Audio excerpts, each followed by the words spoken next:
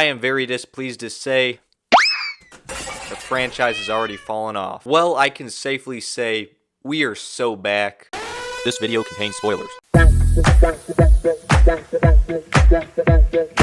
In preparation for the 8th and quote-unquote final Mission Impossible film, I'm reviewing all of the movies in the series, and in this video we're looking at Mission Impossible 3, which came out in 2006. Keep in mind this is all just my opinion. Share what you think about the movie in the comments section down below. And without any further ado, let's hop right into the review.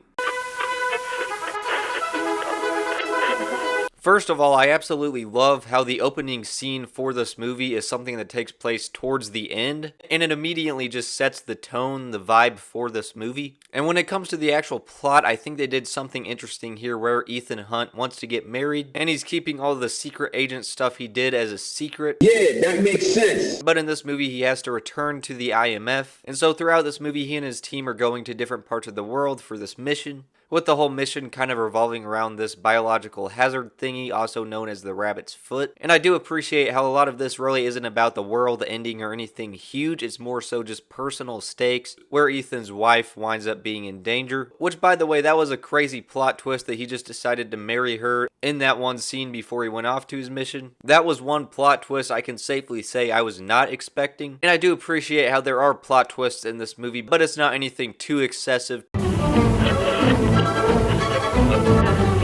So I would say all the performances in here are great. Of course, the standout as usual is Tom Cruise himself. And the whole love story is just so much better than the one in the second movie. That felt forced, and this one actually just makes sense. And there's a lot of good side characters in here like Luther and Benji. And some of the people working for the IMF, you really don't know if you can trust them, which is good because it keeps you on the edge of your seat. But even though I said Tom Cruise is the standout, the real standout here is the villain, also known as Owen Davian. He's just very mysterious in some ways, and his personality is just very different from a lot of stereotypical villains. And I think what really makes him work well is the simple fact that he just wants the rabbit's foot and he's going to do anything to get it. I'm going to count to 10. You're going to tell me where the rabbit's foot is. And they didn't really feel like they needed to do any unnecessary plot twists with his intentions. He's just very consistent. But even though I said he and Ethan Hunt are the standout characters in this movie, the real standout in this movie is in fact the McDonald's box that makes a cameo.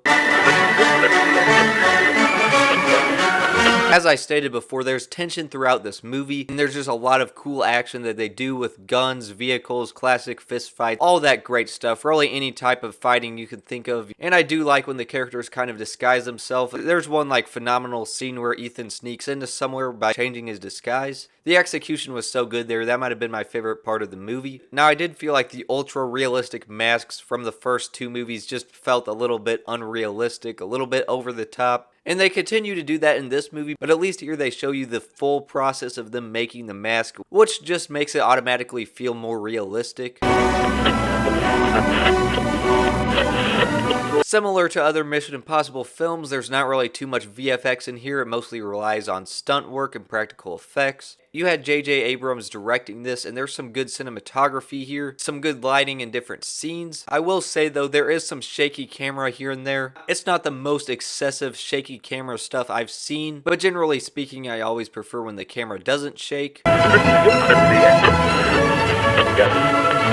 So the main Mission Impossible theme that's like in all the movies was great in here as usual, but you also had Michael Giacchino doing the score, which was also pretty impressive in and of itself. All in all, this is a great movie. The characters in here and the action, it's all great. The story's pretty straightforward, but it works very well. Really, any problems I have with this movie are pretty minor. I will say this though, the final fight definitely isn't as large in scale as a lot of the other fights in this movie. So this is a movie that doesn't really end with like one of the best scenes. Not that that's really a huge problem though. There are similar movies like Raiders of the Lost Ark that actually doesn't really end on a big action scene. So overall, on the quality scale of 0 to 100, I'll give this movie an 89%, and I would definitely recommend it. If you've seen it, let me know what you think about it in the comments section down below. As always, thank you guys so much for watching, and I'll see you guys in the next